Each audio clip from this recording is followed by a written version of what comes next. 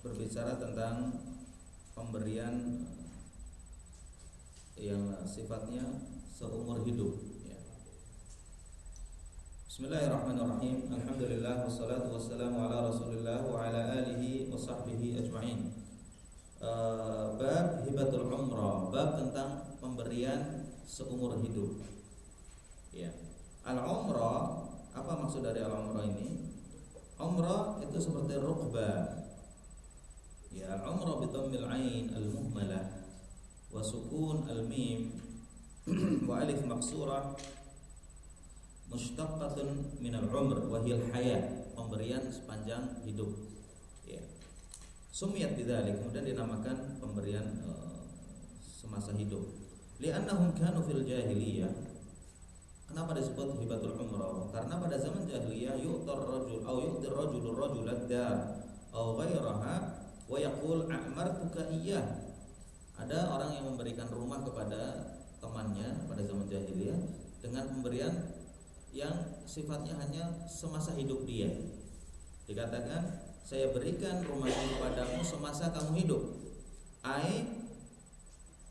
Ya, abahtu laka muddata umrika wa hayatik, saya bolehkan engkau tinggal di situ selama engkau masih hidup. Kalau udah mati, balik lagi ke pemiliknya. Ya. Umir itu mabni majhul, ini diberikan.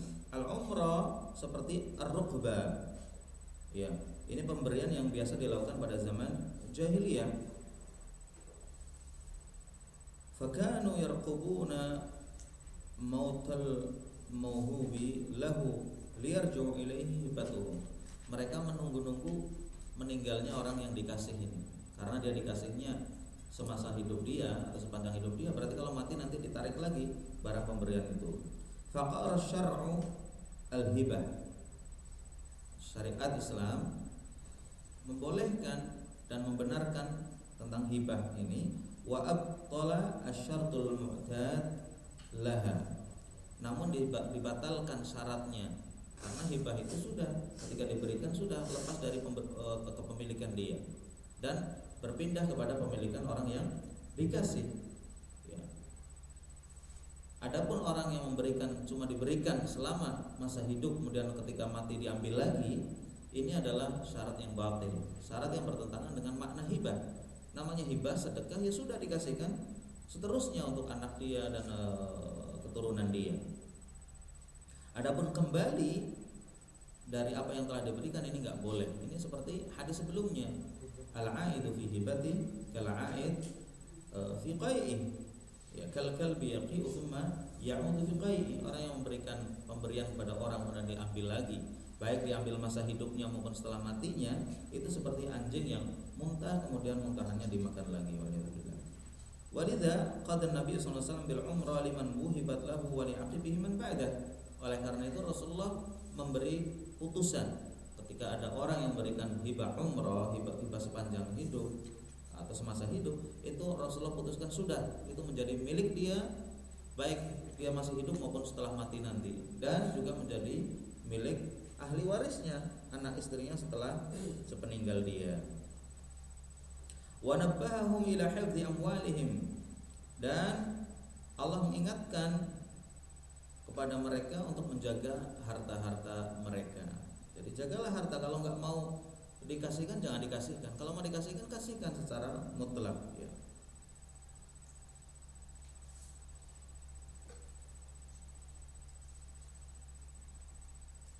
Wa nabbahahum ila hifdzi amwalihim bi dhannihim 'adamu luzumi hadha syarat wa ibahati ar-ruju' fiha. Faqala Rasulullah sallallahu alaihi wasallam, amsiku 'alaikum amwalakum wa la tufsiduha. Jagalah harta kalian, jangan dirusak ya. Fa innahu man a'mara umrah fa hiya lilladzi u'mir. Barang siapa yang memberikan harta kepada orang lain dengan ucapan saya berikan semasa engkau hidup, ini menjadi milik dia hayyan wa mayyitan, kata Rasulullah, baik ketika dia masih hidup maupun sudah mati, walaqibihi, dan termasuk untuk keturunannya. Hadza ma lam yusarrah al-wahbi annaha lil mawhubi lahu ma'a syafaqat fal muslimuna ala syurutihim. Jadi kalau orang memberikan pemberian aslinya itu sudah menjadi milik dia dan milik keluarganya atau anak istrinya sekalipun dia sudah meninggal nanti. kecuali kalau dia memberikan syarat. Boleh memberikan syarat, orang mengatakan kamu boleh tinggal di rumah saya selama engkau masih hidup. Tidak diberikan, tapi membolehkan untuk ditinggali. Ya, atau dipinjamkan. Fal muslimuna ala syurutihim wa yakuna hukmuhu hukmul ariyah, dan hukumnya bukan pemberian namun pinjaman. Jadi kalau orang memberikan rumahnya, silahkan rumah saya dipakai sampai selama engkau hidup.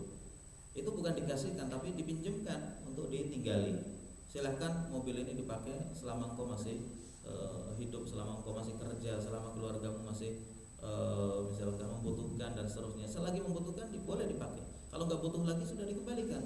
Karena itu bukan pemberian namun sebenarnya pinjaman atau ariyah. Lakin la yarji'ul wahyi fiha illa ba'da wafatil muhibbi lahu li'anna al-wafa bil wa'd wajib. Ya, wal ikhtilaf min sifati al-munafiqin al-muharram atau al-muharram. Ya, jadi intinya kalau sifatnya pemberian sudah tidak boleh diambil lagi. Tapi kalau dia mengatakan saya silahkan Anda tinggal di rumah ini sampai Anda wafat misalkan atau selama hidup Anda, maka itu namanya pinjaman dan boleh diambil lagi. Kalau pinjaman boleh diambil lagi. Namun kalau dikatakan saya hadiahkan barang ini kepada Anda selama Anda hidup, ini menjadi apa? Menjadi milik dia. Kata Rasulullah SAW, itu menjadi milik dia sebagaimana hadis yang disebutkan tadi, qadhan Nabi sallallahu alaihi wasallam bil umrah liman wuhibat lah. Rasulullah SAW memutuskan untuk orang yang memberikan hibah umrah, hibah yang tujuannya tadi untuk semasa hidup saja, itu menjadi milik dia selamanya. Kalau lafalnya dengan lafal pemberian atau hibah atau hadiah. Hadis ini diriwayatkan oleh Imam Bukhari dan Muslim dari sahabat Jabir bin Abdullah. Dalam lafal lain, dalam lafal Muslim dikatakan man umira umrah, barang siapa yang diberikan pemberian sepanjang hidup atau semasa hidup, fahiyalahu, pemberian itu menjadi milik si orang yang diberi, wali aqibihi, dan kepada keluarga yang ditinggalnya, maksudnya keturunannya. Fa innaha lilladzi utiyaha, maka pemberian itu, barang itu menjadi milik si orang yang diberi. La tarji'u ila alladzi ataha, tidak boleh kembali ke pemiliknya. Li'annahu ata'un, kenapa kok menjadi milik yang diberikan barang tersebut dan keluarganya dan keturunannya? Li'annahu ata, karena itu merupakan hadiah, pemberian. Waqa'at fihi al-mawaris, yang telah memiliki hukum seperti hukum barang-barang yang diwariskan atau harta peninggalan. Sebagaimana seseorang ketika memiliki harta kemudian dia meninggal, hartanya jadi warisan, demikian juga kalau orang dikasih pemberian kemudian dia miliki, maka barang ini menjadi barang warisan nanti, menjadi harta pusaka seperti harta yang dia miliki secara normal ya. Hadis ini diriwayatkan oleh Imam Muslim. Dan Jabir mengatakan innamal umrah allati ajazaha Rasul sallallahu alaihi wasallam an yaqula hiya laka wa li aqibik. Pemberian umrah, hadiah sepanjang umur yang dibolehkan oleh Rasulullah adalah yang dia katakan ini untukmu dan untuk keturunanmu. Adapun kalau orang mengatakan saya berikan ini selama engkau hidup, maka ini bukan pemberian dan dia akan kembali kepada pemiliknya, dan sebenarnya itu adalah ariyah atau pinjaman yang dipinjamkan kepada saudaranya. Hadis ini diriwayatkan oleh Imam Muslim dan hadis ini sahih. Ya. Khilaful ulama berbeda pendapat tentang masalah ini. Yang pertama, imma an tu'abbad al-umrah salasatu anwa'. Pemberian itu ada 3 macam. Yang pertama, pemberian semasa hidup dengan perkataan laka wa li aqibika min ba'dik. Barang ini adalah untukmu dan untuk anak istrimu atau keturunanmu setelah dia meninggal, pindah ke anak istri. Yang kedua, aututlaq kaqaulihi, pemberian yang dimutlakkan atau diumumkan, seperti perkataan hiya laka umruka au umri au umrah. Barang ini milik Anda selama Anda hidup atau selama aku masih hidup, yang memberikan mengatakan seperti itu. Wa jumhur ulama ala sihhati hadaini an-naw'ain wa ta'bidihima wa huwa madhhab ba'dul Hanabil. Jumhur ulama mengatakan 2 macam jenis pemberian ini. Yang pertama adalah pemberian yang dikatakan ini untukmu dan untuk keturunanmu. Yang kedua, ini untukmu selama kamu hidup. atau selama aku masih hidup. Kedua-duanya dikatakan oleh para ulama sah pemberian itu, namun miliknya tetap menjadi milik orang yang diberikan. Jadi tidak balik. Sekalipun dia katakan ini saya berikan selama Anda hidup, tetap barang itu nggak boleh diambil lagi. Kenapa? Karena itu sudah jatuh ke tangan orang lain. Yang ketiga, wana'u as-salis an yashtaritul wahib rujuk fiha ba'da mauti ahadihima. Yang ketiga adalah jenis pemberian yang disyaratkan nanti kalau Anda meninggal atau saya meninggal, barang itu saya ambil lagi atau kembali ke kepemilikan lagi. Apakah ini boleh? Fahal yasihhu syart aw yulqat takun mu'abbada aidan? Dhahaba sihhatu syart jama'atun min ulama. Sebagian ulama mengatakan boleh orang itu mensyaratkan pemberian ini. Di antaranya siapa? Imam Az-Zuhri, Imam Malik, Imam Abu Thawr dan Dawud Al-Zahiri. Dan itu riwayat dari Imam Ahmad dan dipilih oleh Syekhul Islam Ibnu Taimiyah. Berdasarkan apa? Berdasarkan dalil al-muslimuna ala syurutihim, bahwa orang Islam itu tergantung syarat yang mereka bikin. Kalau mereka mensyaratkan pemberiannya ketika hidup saja, ya sudah, nanti setelah meninggal balik, ya. Namun yang masyhur dari mazhab Imam Ahmad dan jumhur ulama bahwasanya syarat ini hilang, syarat ini tidak dianggap, dan pemberian itu mutlak menjadi milik si orang yang dikasih, ya. Wa syartu rujuk' fiha al-mukhtalaf fi sihhati, tentang syarat harus balik atau kembali lagi kepada pemiliknya merupakan syarat yang diperselisihkan oleh para ulama. Ya, ghairu hibbatiha muddatul hayat fa hadhihi la hukmul ari bi ijma'il ulama. Adapun pemberian yang diberikan selama hidup saja itu sebenarnya pinjaman, ya, sesuai dengan kesepakatan para ulama, bukan pemberian. Jadi kalau dikatakan ini HP silahkan dipakai selama Anda masih hidup, sudah. Kalau sudah meninggal balik lagi, berarti itu sebenarnya pinjaman, namun pinjaman selama hidup, ya, bukan pemberian. Baik, apa yang kita bisa ambil dari hadis ini? Yang pertama, siapa yang baca? Abu Sufyan. Sihhatu hibatul umrah wa annaha min ahil jahiliyah aqarahal Islam wa hadzabaha biman'ir ruju' fiha ar-ruju' min ad-dana'ati wal basya'. Ya. Yang pertama, sihhatu hibatul umrah, tentang hibah pemberian umrah ini sah dalam Islam. Sekalipun asalnya adalah manhul jahiliyah, merupakan pemberian yang biasa dilakukan oleh orang-orang jahiliyah atau pada zaman jahiliyah. Namun Islam mengikrarkan dan membenarkan orang memberikan hadiah boleh dan baik. Namun wahadzabaha, dirubah sedikit atau diluruskan, karena pemberian ini dalam jahiliyah balik lagi, dalam Islam diluruskan. Kalau pemberian sudah dikasihkan orang, maka tidak boleh balik lagi, dan itu menjadi milik orang yang diberi selama-lamanya, dan dilarang untuk diambil lagi. Kenapa? Lima fi ar-ruju' minad dana. Orang kalau sudah memberi kok diambil lagi, itu merupakan perbuatan hina dan basya'ah, keji. Enggak pantas orang sudah mengasih kok diambil lagi. Nah, yang kedua, boleh annaha lam takunu. Nomor dua takunu lil mawhubi lahu wa li aqibi sawa'un mu'abbadah aw am mutlaqa. Amma idza syarata ar-ruju' fiha faqad taqaddama al-khilaf. Nah, yang kedua, bahwasanya hibatul umrah itu hukumnya menjadi milik orang yang dikasih.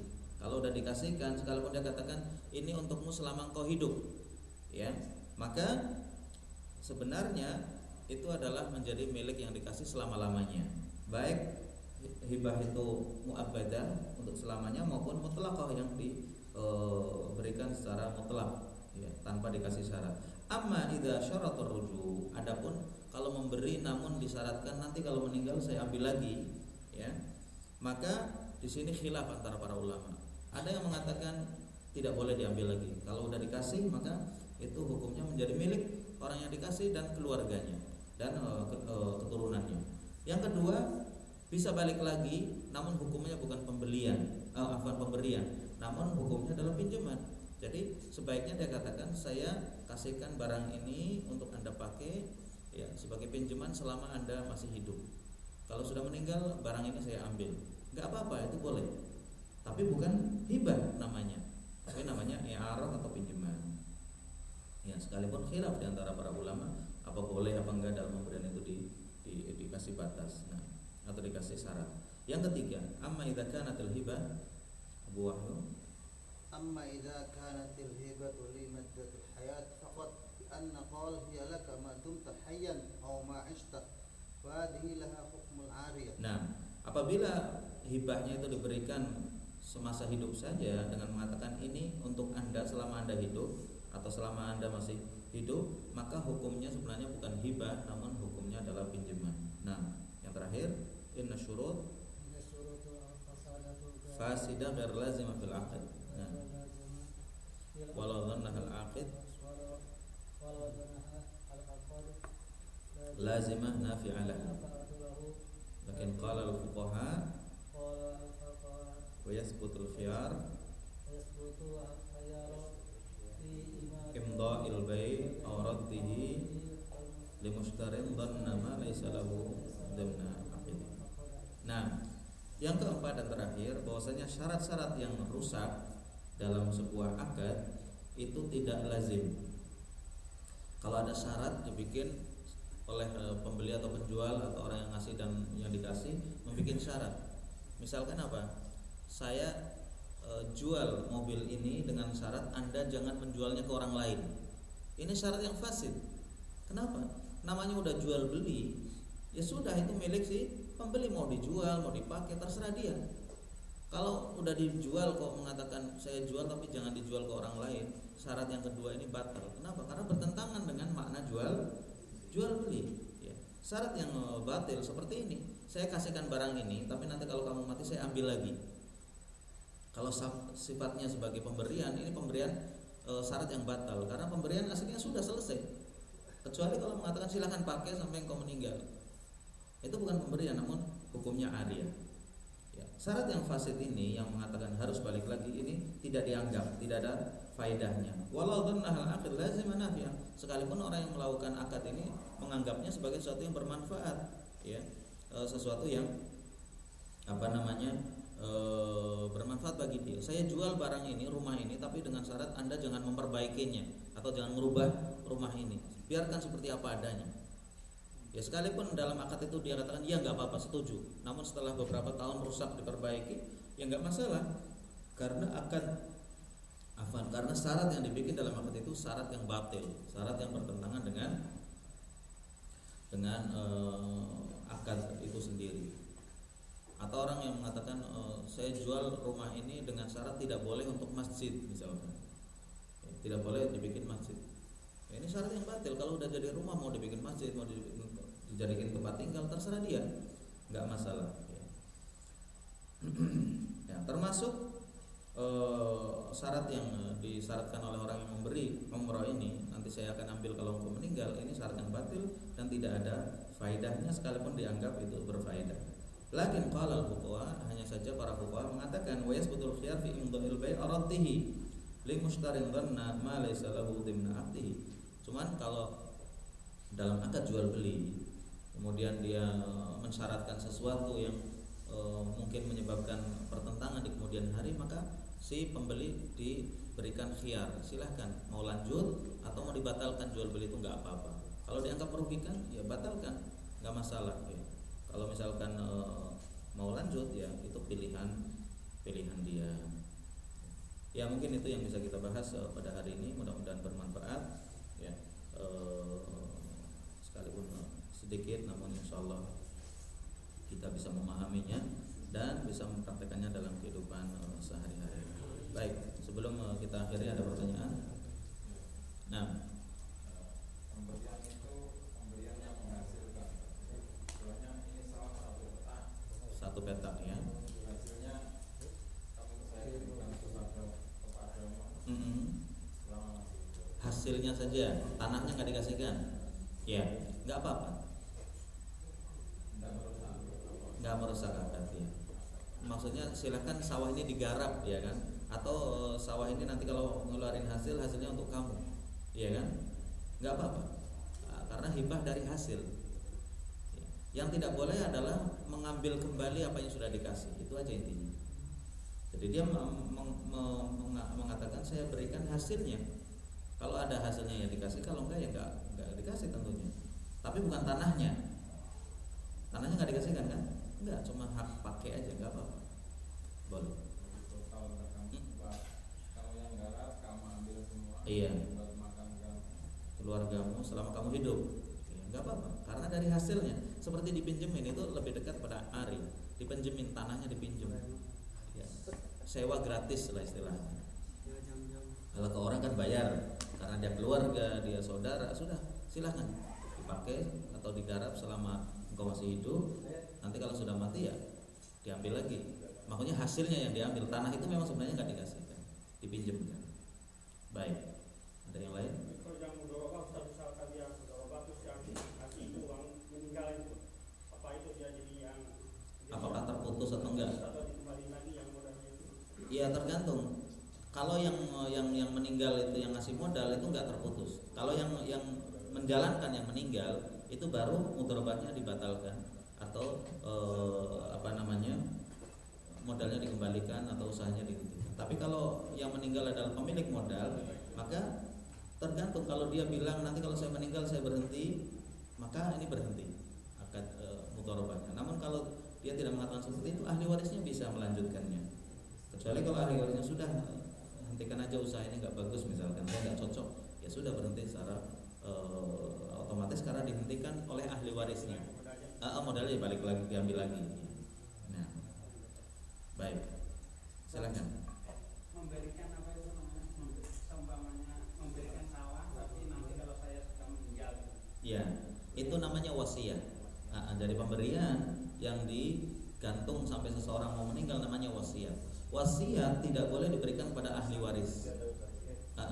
Ahli waris, anak, istri nggak boleh mendapatkan wasiat karena dia dapat warisan. Wasiat itu untuk orang lain, untuk saudara, kerabat yang bukan ahli waris, atau kepada yatim piatu, atau kepada yayasan. Nanti kalau saya meninggal tanah ini menjadi wakaf. Setelah meninggal itu namanya wasiat. Dan wasiat tidak boleh dari sepertiga hartanya. Kalau dia punya uang 300 juta, wasiat hanya boleh 100 juta maksimal. Tidak boleh lebih dari sepertiga. Kata Rasulullah, wasulusu katsir, sepertiga itu udah banyak. Ya.